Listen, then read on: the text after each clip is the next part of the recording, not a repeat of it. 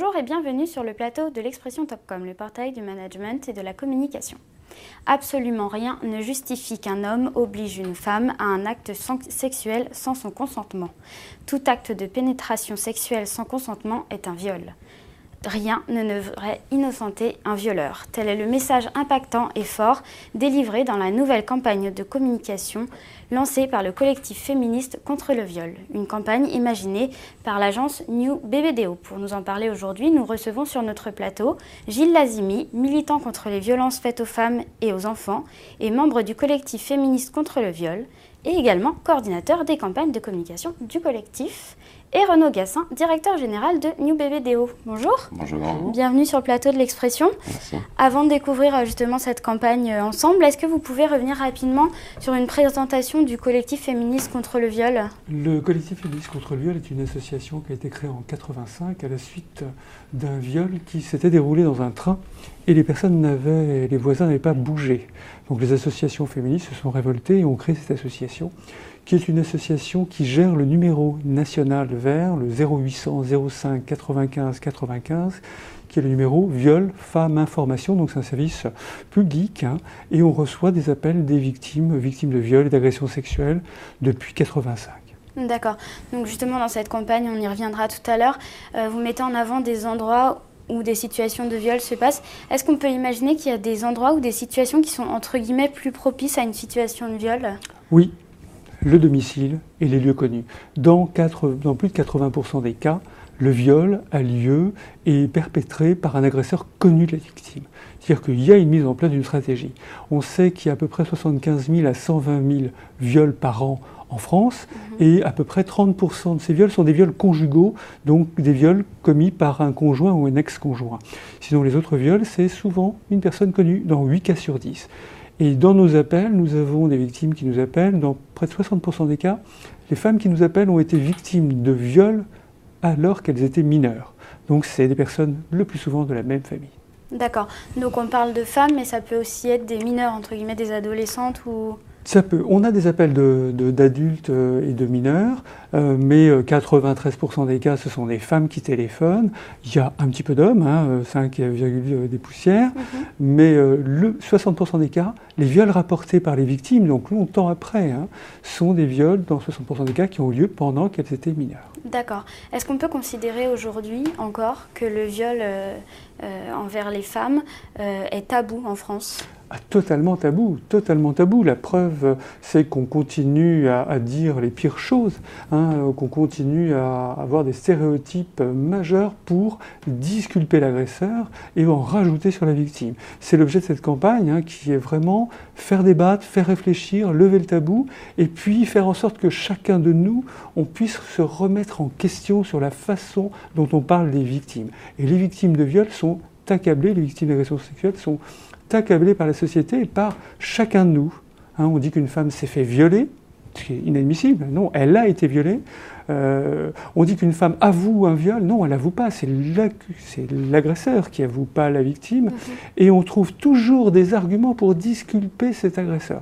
Et c'est pour ça que grâce à l'agence New BBDO, on a réellement fait une campagne pour lever le tabou et faire réfléchir et changer notre sémantique, changer notre façon de voir les victimes. Et ça, c'est vraiment une réussite. Et la loi, dans tout ça, qu'est-ce qu'elle fait justement ? Ah mais la loi, elle est là. La loi, elle est là, mais pas depuis longtemps sur le viol conjugal, c'est 92. Mais sur le viol, la loi est là, et c'est 15 années de prison. C'est normalement l'application de la loi qui pêche et qui ne va pas parce qu'on ne croit pas les victimes. Souvenez-vous, il y a à peu près un an, on a systématiquement remis en question les propos de victimes de viol. D'un viol célèbre par exemple, d'un ancien présidentiable potentiel, ou d'un ministre ou autre. Donc vraiment, c'est systématiquement, il faut qu'on puisse croire la victime, il faut qu'on puisse former les policiers, les médecins, qu'on puisse former aussi la société dans son ensemble, parce que les femmes, elles ont honte, elles ont peur, elles ont honte, elles se croient responsables, elles se croient coupables du viol qu'elles ont subi. Jamais on ne dirait d'une personne qui reçoit une balle dans le ventre « mais pourquoi ne l'avez-vous pas évité ?» Et là, systématiquement, on va reprocher aux femmes d'être au mauvais endroit, à la mauvaise heure, d'avoir bu, d'être sorties. C'est scandaleux. D'accord. Et donc, au-delà de soutenir les femmes victimes de viol, le collectif communique également. En quoi c'est important justement de communiquer autour de ce sujet ? Eh bien, ça permet systématiquement, à chaque fois qu'on communique, à chaque fois qu'on a des campagnes de cette qualité, et c'est pas la première avec Nous BBDO, puisqu'il y a déjà un clip sur le viol conjugal, à chaque fois, on a 3 fois, 4 fois plus d'appels au numéro vert. On permet de libérer la parole, on permet de déculpabiliser les victimes en désignant réellement l'agresseur, on permet de changer les réflexions. Vraiment, c'est très important, et ça, à chaque fois, pendant 1 mois, 2 mois, un grand nombre de victimes n'ayant jamais pu parler du viol qu'elles ont subi peuvent nous appeler et on peut les aider. On peut les aider, on peut les orienter. C'est très important quand on est victime de viol de ne pas rester isolé, de pouvoir en parler. Et ce numéro vert est essentiel. D'accord. Vous nous avez parlé tout à l'heure brièvement des objectifs de cette nouvelle prise de parole. Est-ce que vous pouvez revenir rapidement dessus, notamment à travers le brief que vous avez adressé à l'agence New BBDO? Changer la tolérance de la société. Ça, c'est majeur. Faire en sorte que nous n'ayons aucun discours complaisant vers les agresseurs, qu'on ne trouve aucune excuse. Et vous entendrez dans les discours courants, dans les familles, toutes les remarques qu'on fait aux jeunes femmes. On leur dit, aux jeunes femmes et aux femmes, tu n'aurais pas dû t'habiller comme ça. C'est ton mari, tu es obligé. Tu n'aurais pas dû sortir. Hein, tu n'aurais pas dû boire. Que des propos qui sont là à essayer de faire porter la responsabilité de l'agression qu'elles ont subie aux femmes. C'est inadmissible. Et c'était ça le brief, c'était parler du viol, aider les victimes, changer vraiment le discours complaisant de nos sociétés et de chacun de nous envers les agresseurs. Nulle excuse. Et ce brief, quand on l'a fait à New BBDO, ça a été remarquable parce qu'ils ont tout de suite compris, et ils ont vraiment fait quelque chose qui était assez remarquable. Donc justement, à l'agence, comment vous avez accueilli ce brief et comment on travaille autour d'un sujet aussi sensible et dont finalement on aimerait quelque part plus parler, mais autour duquel on est quand même obligé de communiquer? Expliquez-nous. D'abord, c'est facile de travailler avec le collectif féministe contre le viol parce que notre travail, c'est d'abord d'écouter et de comprendre. C'est vrai que la manière dont vous travaillez, c'est que vous avez vraiment une approche extrêmement documentée, raisonnée, fondée sur l'écoute. Et que là, on a quand même un matériau, si je puis dire, extrêmement intéressant dans ce que vient de raconter Gilles. Donc le brief était extrêmement clair, c'était casser les non-dits, c'était s'interroger sur l'imaginaire collectif autour des problématiques du viol. Et puis c'était évidemment dans le cadre d'une campagne qui a une volonté d'être impactante, puisqu'il y a un objectif majeur, c'est que les femmes victimes soient désinhibées à l'idée d'appeler. Qu'elles ne tombent pas dans le travers de la culpabilité que l'environnement social leur rejette. Il fallait donc aller chercher là où il y avait possibilité de lever les bonnes consciences de ceux qui regardaient ça avec un sentiment comme ça un peu distant, ce qu'expliquait Gilles tout à l'heure. Donc on a été chercher ça le plus directement possible. Et encore une fois, en s'appuyant voilà, sur une compréhension sur 20 ans de suivi que vous avez. Et là-dessus, j'ai envie de dire, le travail est facile quand on sait dans quel sens il faut réfléchir. D'accord, donc justement, vous avez imaginé trois affiches. On a imaginé 3 affiches. On a essayé de mettre en scène, finalement, dans des cas un peu stéréotypés des situations potentielles de viol, alors potentielles et qui se sont révélées justes dans les documents qui nous ont été donnés. C'est un travail itératif qu'on a fait avec le collectif. On a vraiment travaillé ensemble, on s'est écouté, on s'est parlé, on a testé, on a réfléchi ensemble. Et puis ensuite, on a lancé la création. Stéphanie Berg, Bruno Léna, qui ont fait un travail formidable là-dessus, d'aller chercher là où il y avait une résistance inconsciente à l'évidence que le viol est un crime. Qu'il n'y a aucune raison de trouver des circonstances atténuantes, jamais, sur un sujet comme ça. Et que pourtant, collectivement, il y a une relative acceptation, ou en tous les cas acceptation de ces circonstances dites atténuantes, qui évidemment ne le sont pas. Donc on a été chercher des mises en scène où un auteur de viol se dit des choses pour essayer de penser que c'est pas si grave ce qu'il a fait, et qu'en tous les cas, il y avait une raison qui n'est pas liée à lui, qui pouvait justifier qu'effectivement, il avait pu faire acte de violence. C'est ça qu'on a mis en scène, en révélant ce que pouvaient se dire ces hommes. Par exemple, une femme ne s'habille pas sexy pour rien. D'accord. Et c'est ce que disait Gilles tout à l'heure, c'est insupportable de pouvoir entendre ça, de pouvoir imaginer qu'on puisse se le dire, et que plutôt que de contourner le sujet, on va le chercher les gens là où ils sont aujourd'hui, pour que la résonance soit la plus forte possible. D'accord, donc c'est vraiment des affiches qui illustrent ce message, rien ne devrait innocenter un Absolument, violeur, justement. Absolument. Juste au niveau, c'est vraiment une partie créative, mais quand on met justement une situation de, entre guillemets, de viol, ou en tout cas après un viol, comment ça se passe au niveau de la visibilité du visage de celui qui est, entre guillemets, le violeur sur ces affiches? Est-ce qu'on a le droit de le montrer ou pas? Comment ça se passe? Ça, j'ai envie de dire, c'est presque secondaire. Ce qui était intéressant, c'était d'avoir une affiche qui était un peu sombre pour qu'elle interpelle, avec un effet de lumière sur ce qui se passait à l'intérieur de la personne. C'est-à-dire qu'on voulait révéler ce qu'il se disait, évidemment, qui n'est pas visible sur une image. Donc l'image est volontairement sombre en ce qui concerne l'auteur du viol, en lumière la femme victime, et encore plus en lumière ce que le mec se dit au fond de lui. D'accord.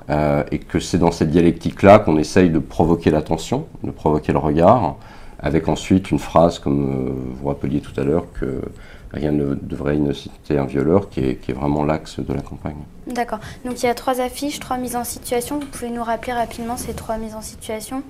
Donc il y en a une qu'on peut imaginer se passant dans une soirée, dans une boîte, voilà, avec quelqu'un qui, alors surtout ne trouvant pas de circonstances atténuantes que c'est la fête ou l'alcool, mais qui est dans une situation qui pourrait s'être passée là. Un deuxième qui reprend un sujet majeur qu'a évoqué Gilles tout à l'heure, qui est c'est ma femme.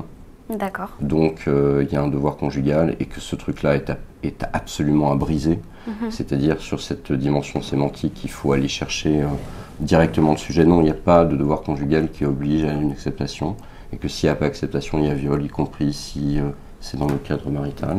Et puis une troisième situation qui est une situation plutôt au travail. Voilà, qui sont 3 situations, encore une fois, qui existent, qui ne sont pas des situations inventées, qui sont des prétextes à des révélations de cas effroyables, et qu'on n'a pas essayé de contourner ça. On a été là aussi chercher là où ça se passe. On n'a pas imaginé des scénarios particuliers. On a été au contraire montrer la réalité de ce que vivent ces femmes et ce qui peut se passer dans la tête de ces hommes dans ces moments-là. D'accord. Et ces hommes sont représentés avec une auréole sur la tête. Ce sont des présumés saints. C'est jamais de leur faute. Donc voilà ce qu'ils disent en permanence, et voilà ce que malheureusement la société reprend. Donc c'est là où il faut pointer le fait qu'on ne doit pas justifier de tels propos, et on ne doit pas avoir de discours complaisant, car ce sont des coupables, et que le viol est un crime, et c'est un crime qui a des conséquences en matière de santé qui sont graves pour un certain nombre de femmes, et que les femmes qui nous appellent grâce à ces campagnes nous appellent parfois 30 ans, 40 ans, 50 ans après ces agressions. C'est pour dire à quel point il est important pour elles de pouvoir enfin en parler et qu'on puisse enfin les accompagner. Et vous avez parlé de justice tout à l'heure. La justice, c'est 8% des femmes qui portent plainte et 2% qui aboutissent. Donc là, on a un travail à faire. Et ce travail, on ne pourra le faire qu'en changeant les mentalités de tout le monde. Et tout le monde, c'est les juges, les policiers qu'il faut former, les médecins, les travailleurs sociaux, et puis l'environnement familial, car il faut aider les victimes de viol et non pas leur dire « bon, ça va, c'est rien ». Non, si, c'est quelque chose, et c'est quelque chose qui a des conséquences graves. D'accord. Est-ce que vous pouvez nous dire rapidement où justement on a retrouvé ces visuels? Et est-ce que vous avez eu des premières retombées sur cette campagne? Alors, on a lancé, c'est une campagne d'affiches, avec plus de 5000 affiches qui sont diffusées dans toutes les associations et les lieux publics qui nous les demanderont. C'est une affiche qui aussi est distribuée dans les réseaux sociaux à travers un réseau de militants qui diffusent. Et puis, c'est aussi en page offerte, puisque le journal Elle a accepté de nous donner une page entière, Marie-Claire a accepté de nous donner une page, Clara Magazine, et on attend que d'autres journaux le donnent. Mais déjà, les retombées en matière presse sont énormes, puisqu'on a eu plus de 65 médias qui ont relayé la campagne, donc ça c'est très important. Et surtout, on a 3 fois plus d'appels de femmes victimes de nouvelles appelantes. Ce n'est pas des personnes qui nous appellent déjà, de nouvelles appelantes qui appellent pour la première fois. Et ça, c'est vraiment la réussite, c'est ce pourquoi on se bat depuis des années pour aider les femmes victimes, les orienter, les accompagner, et puis les soulager, car c'est important de mettre des mots sur sa souffrance, et surtout d'être accompagné par des gens qui connaissent le problème et qui sont en capacité de répondre et d'aider ces femmes. Donc ça, c'est une réussite, et c'est déjà la première des réussites. D'accord. Et donc tout au long de l'année, le collectif se bat. Hein. Le collectif ne se bat Bien pas sûr. que à travers les campagnes de communication, donc notamment à travers le numéro vert que vous rappeliez tout à l'heure, 0800 05 95 95. Tout à fait. Et quelles sont les autres actions que vous menez en parallèle? Alors, les actions qu'on mène en parallèle, c'est du témoignage et puis c'est les revendications que l'on pousse. Aujourd'hui, le collectif féministe contre le viol, grâce aux campagnes avec Nous BBDO, est quasiment sollicité par la presse toutes les semaines. Toutes les semaines pour donner son avis sur la loi sur le harcèlement, sur les téléphones verts, sur l'ordonnance de protection.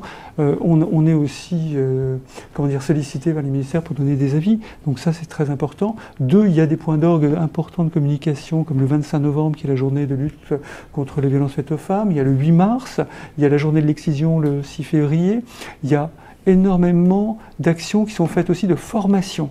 Hein. De la même façon, sensibiliser, faire débat, et puis former. Donc il y a des formations qui sont menées tout au long de l'année par le collectif, France entière, pour aider les personnes à changer notre façon de penser sur les violences faites aux femmes et pour aider les femmes victimes. Donc tout au long de l'année, nous communiquons, nous formons et surtout nous écoutons. C'est vraiment ça le principal. Il y a plus de 45 000 victimes qui ont appelé le numéro du collectif. Et puis il y a aussi un site d'information, hein, cfcv.so.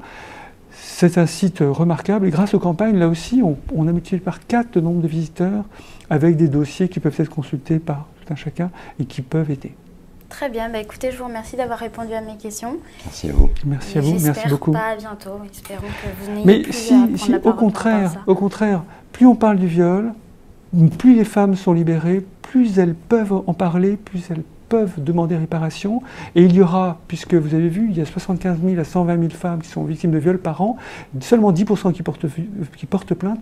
Il faut que ça augmente, car plus ça augmentera, plus les violeurs seront punis et moins il y aura de viol.